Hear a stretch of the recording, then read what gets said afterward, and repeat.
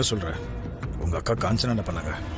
இத்தனை வருஷத்துக்கு அப்புறம் வீட்டுக்கு வந்த காஞ்சனா அவ பொண்ணு ஸ்ரீக்கு திருவ கல்யாணம் பண்ண பிளான் பண்ணிட்டா. நானும் ஆரம்பத்திலே எப்படியாவது தடுத்துடலான்னு பிளான் பண்ணேன். ஓ, இதான் ஸ்ரீயா? ஆமா. திரு கண்டிப்பா காஞ்சனா பொண்ணு கல்யாணம் பண்ணிக்க மாட்டான்னு நினைச்சேன். ஆனா அங்கதான் அடுத்த ட்விஸ்ட். திரு காஞ்சனா பொண்ணு ஸ்ரீயவே லவ் பண்ணிருக்கான். அத நானே எதிர்பார்க்கல.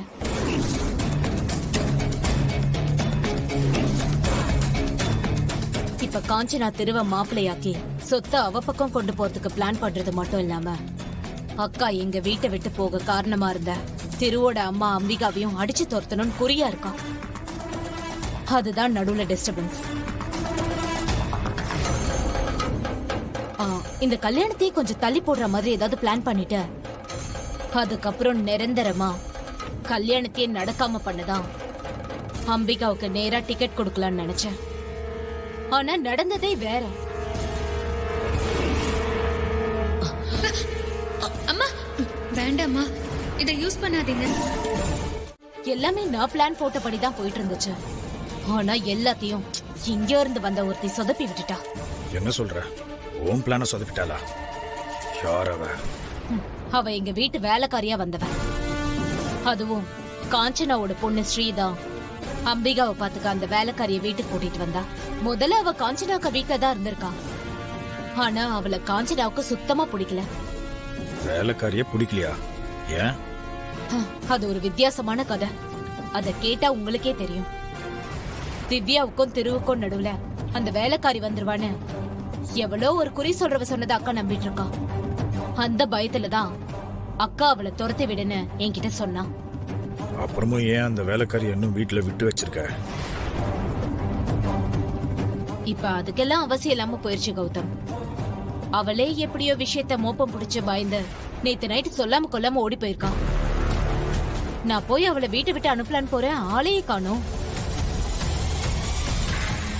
Gautham, are you alright? ஏன் சடனா டல் ஆயிட்டீங்க? நீ பண்ணதெல்லாம் சரிதான் கவிதா.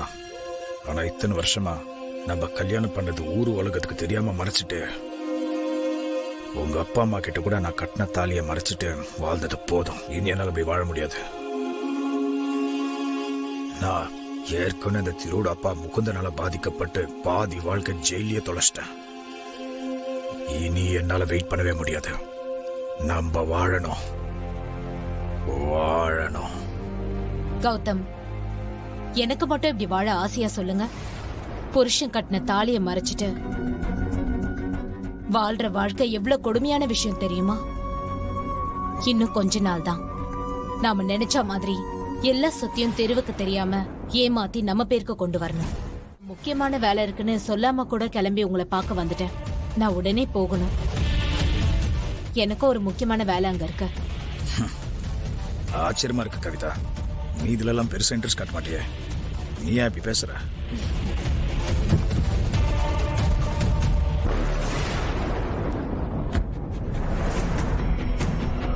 இது ஆபீஸோட ஃபைல். இதுல இன்னைக்கு திருக்கிட்ட சைன் வாங்க போறேன். ஆனா இந்த ஃபைலோட சேர்த்து இதுக்குள்ள வேற ஒரு டாக்குமெண்ட்டும் வச்சிருக்கேன். திரு ஸ்ரீ வீட்டுக்கு வந்த சந்தோஷத்துல செலிப்ரேஷன் மூட்ல இருப்பான். அவனுக்கு தெரியாம இதுல சைன் வாங்கிட்டா போதும். கிட்டத்தட்ட நம்ம நினைச்சதுல பாதி வேலை முடிஞ்ச மாதிரி கௌதம். உண்மையை சொல்ல போனா இன்னைக்கு நமக்கு தான் கருவாச்சாவ். கௌதம், ஒரு முக்கியமான விஷயம். இன்னைக்கு ராத்திரி கருவாச்சாவ் ஃபங்க்ஷன்ல சல்லட வழியா நிலாவை பார்த்துட்டு உங்களை பார்க்கணும் கௌதம்.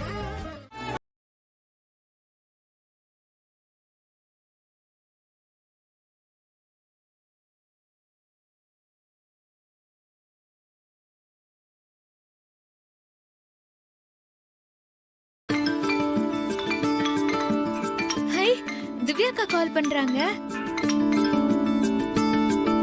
அக்கா. ஏய், என்னடி அக்கா? யாரடி உனக்கு அக்கா?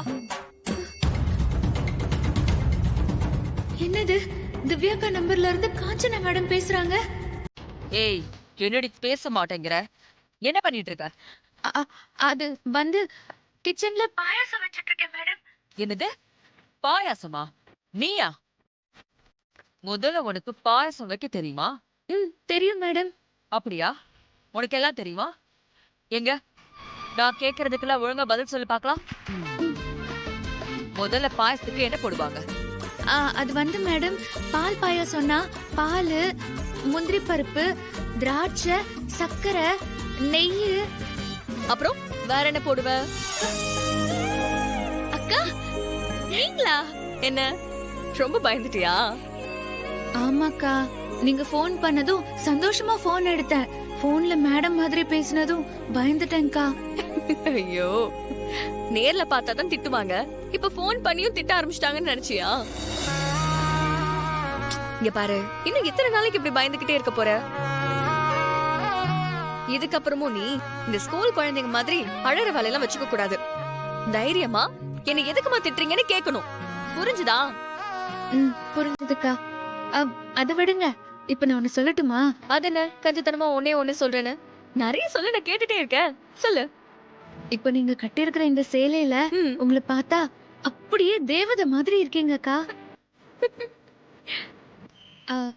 நீங்க கொல்ல அழகு, ஏன் கண்ணை பற்றும் போல இருக்கு. அப்படி சொல்றியா? நீ சொன்னா சரியாதான் இருக்கும். பாயசம் செம்மையா இருக்கும் போல. இன்னும் எவ்வளவு நேரம் ஆகும்? ஒரு 10 நிமிஷத்துல ரெடி ஆயிடும்க்கா. சரி, நான் போய் அதுக்குள்ள திரும்ப பாத்துட்டு வரேன். நீ ரெடி பண்ணுவே. சரிக்கா.